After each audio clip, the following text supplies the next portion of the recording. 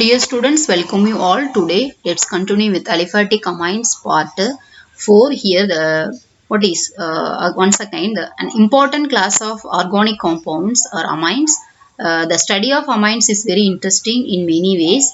Amine chemistry is very important in biology. It plays a vital role in all life forms, and here we will study the amine structure and uses of amines.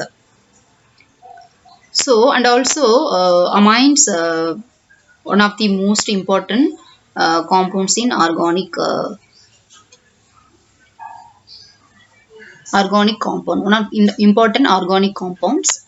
So, what is the content of the today? What we are going to discuss? Structural uses of aliphatic amines.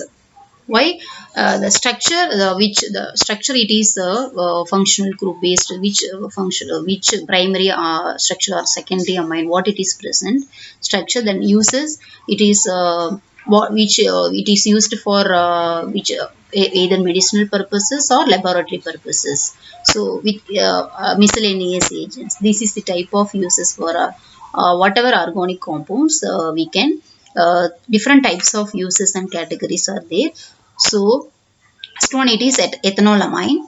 The structure of ethanolamine is this is 2-amino ethanol. Chemical name it is the structure it is chemical name it is 2-amino ethanol.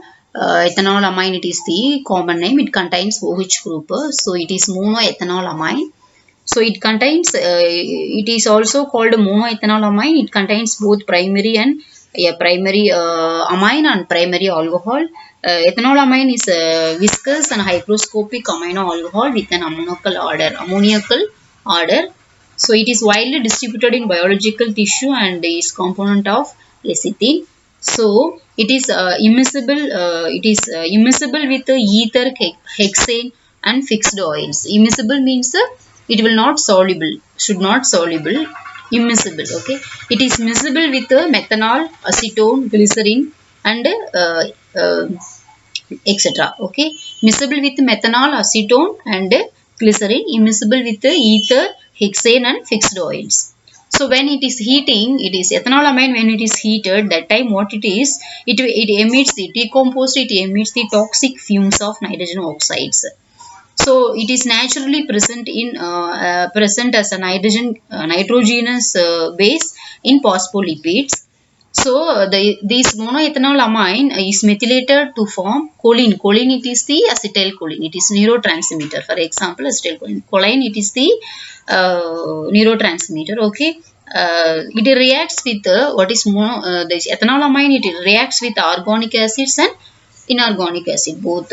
So the whatever we are getting from that vapor, ethanol from that vapors, it is producing the irritant. These are the structural features of ethanolamine. What it is producing, that vapors are irritant to eyes and nose. If it is liquids, liquid causes local injury to mouth, throat, digestive tract, and skin and eyes. These are the features structural about the structure. Ethanolamine, next uses, it is a weak base. It is used in scrubbing, gas scrubbing. Okay, what is that means, that is to remove carbon dioxide. Carbon dioxide is one of the gases. Okay, hydrogen sulfide from various gas streams. Okay, scrubbing the gas in gas scrubbing to remove carbon dioxide and hydrogen sulfide from various gas streams. Next, it is used, used in pharmaceutical preparation, like in emulsion, cosmetic, to regulate the pH, to maintain the pH.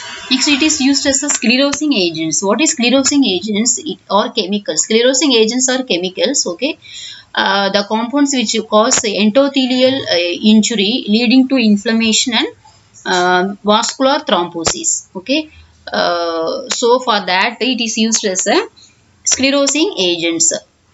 Sclerosing agent.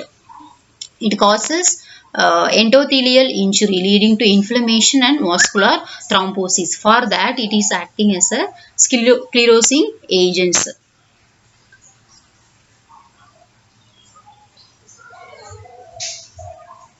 It is acting as a, means it is used for the sclerosing agent. Students, you understood, no? Sclerosing agents means these are the chemicals, compounds which cause endothelial injury leading to inflammation and vascular thrombosis. Okay, for that we can use. So next, antihistaminic activity. It is used as antihistaminic activity. What it is, binding with free histamine at histamine receptor. It leads to the reduction and of negative symptom brought by the H1 receptor. Okay.